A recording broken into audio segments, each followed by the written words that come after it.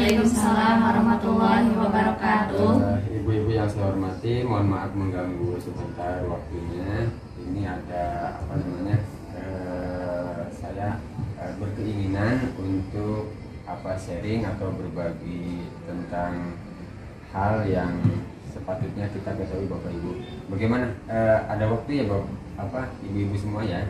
Iya, ada. Siap ya, alhamdulillah. Nah, untuk berbagi kali ini, insya Allah kita akan sama-sama menggali terkait dengan keyakinan kelas seperti itu. Nah, untuk materinya sudah saya share ya Bapak dan Ibu ya.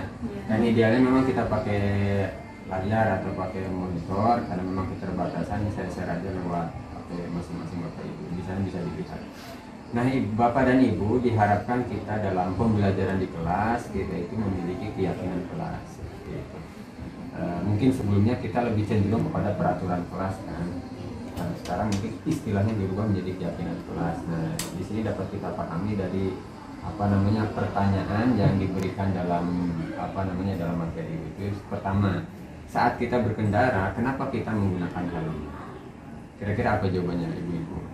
Untuk keselamatan. Untuk keselamatan, gitu ya. Aturan. Oke. Kedua, saat kemarin terjadi COVID-19, kita kan mau tidak mau pakai masker gitu ya. Kira-kira kenapa? Untuk kesehatan. Untuk mencegah kesehatan dan untuk meminimalisir dan seterusnya. Jadi kan kalau kita melihat tadi ya, orang menggunakan helm, berarti dia yakin kalau dia pakai helm, setidaknya kalaupun dia kecelakaan berbenturan dengan tanah, dia yakin akan meminimalisir efek yang akan ditimbulkan. Seperti itu kan? Kemudian tadi pakai masker, orang pakai masker yakin akan mengurangi resiko terjadinya COVID menyerang kepada dia. Termasuk sekarang walaupun COVID nggak ada, ibu-ibu tetap pakai masker. Kenapa kira-kira? Untuk kesehatan. Yakin karena pakai masker akan mengurangi debu dan seterusnya. Termasuk AB pakai masker, ya yakin di jalan pasti banyak debu dan mengurangi hal itu. Nah, termasuk di dalam kelas pun anak-anak harus didorong kepada keyakinan kelas. Jadi apa sih yang harus anak-anak yakini sehingga kalau anak-anak punya keyakinan akan hal itu, walaupun tidak ada guru tetap dilaksanakan. Harapannya seperti itu, Bapak. Jadi itulah kenapa kita harus punya keyakinan. Nah, berarti kan harus ada yang diyakini kan ibu ya.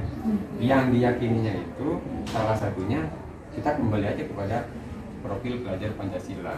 Itu keyakinan yang universal. Apa yang pertama teh? Beriman dan bertakwa serta berakhlak mulia ya. Kemudian apa lagi? Bergotong royong ya, kemudian mandiri, nalar kritis, kreatif. Nah, itu nilai-nilai yang dijunjung tinggi dan itu menjadi keyakinan seperti itu. Nanti kita bisa lihat di bawahnya ya. Kemudian di halaman berikutnya Bapak Ibu langsung saja di halaman 57 misalkan gitu ya. Pertama, keyakinan kelas bersifat lebih abstrak daripada peraturan. Kalau peraturan itu lebih rinci biasanya, lebih konkret. Nanti kita lihatlah.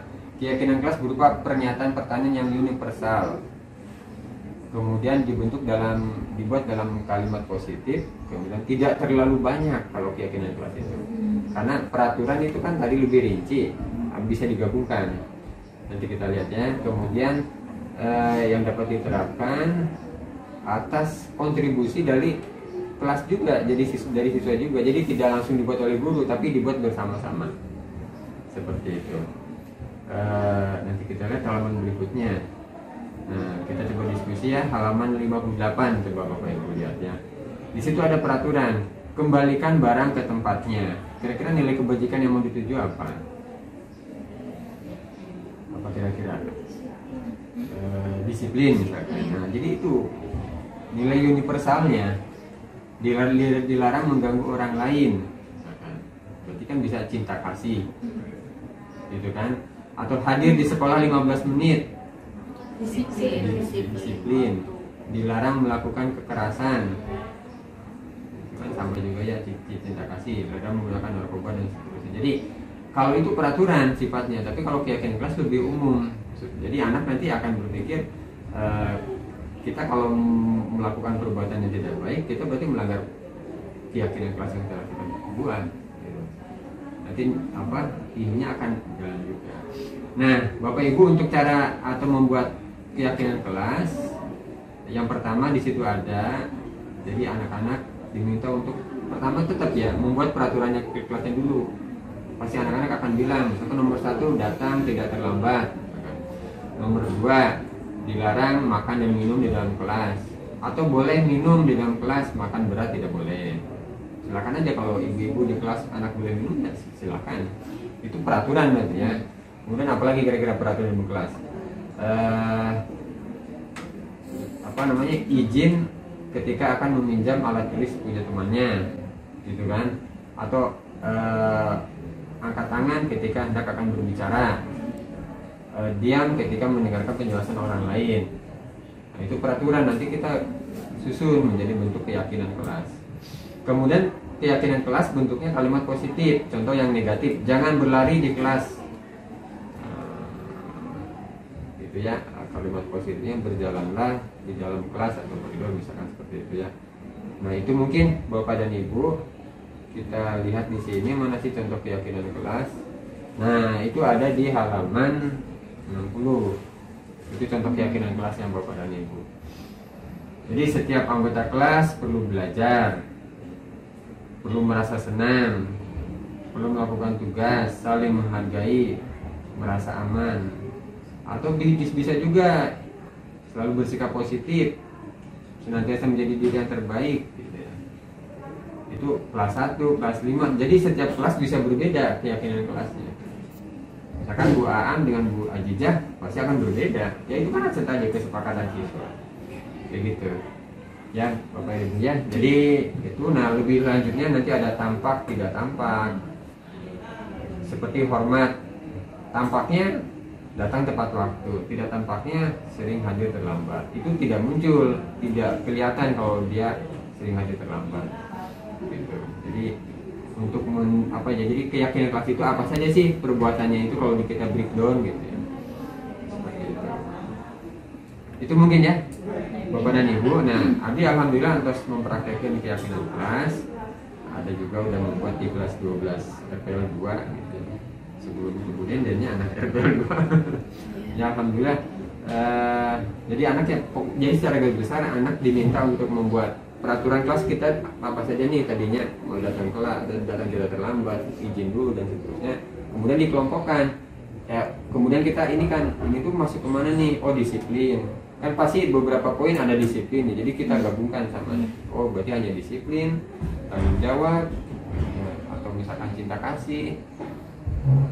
Itu mungkin ya. Ibu ya. Jadi itu untuk membentuk keyakinan kelas. Itu aja. Ada yang mau ditanyakan? Ini cepat ya? Cukup ya? Oke. Yang pasti itu tentang keyakinan kelas. Mohon maaf. Diakhiri wassalamualaikum warahmatullahi wabarakatuh. Waalaikumsalam warahmatullahi wabarakatuh.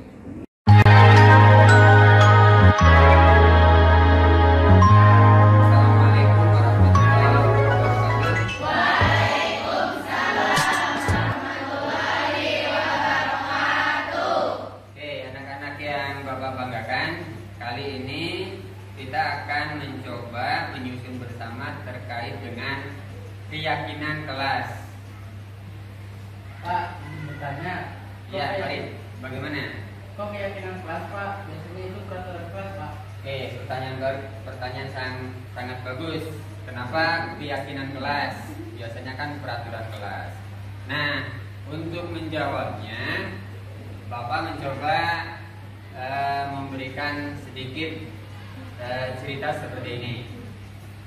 Ketika kalian naik kendaraan roda 2 atau sepeda motor, di situ kan ada peraturan bahwa pengendara sepeda motor wajib menggunakan helm. Kira-kira kenapa orang yang naik motor, apalagi jarak jauh, dia harus menggunakan helm di kepalanya.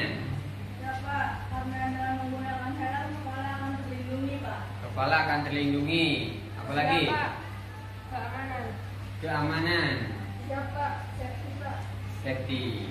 Nah, jadi peraturannya, siapa yang menggunakan kendaraan roda 2 dia harus menggunakan helm. Tapi di balik peraturan itu kan ada keyakinan, ya, ada yang mendasari perbuatannya sehingga dia mau menggunakan helm. Tadi safety, melindungi kepala, keamanan. Nah itu keyakinan. Sehingga kalaupun tidak ada polisi, kalaupun tidak ada yang merazia, orang kalau sudah benar-benar yakin bahwa dengan menggunakan helm kepalanya akan terlindungi apabila terjadi kecelakaan.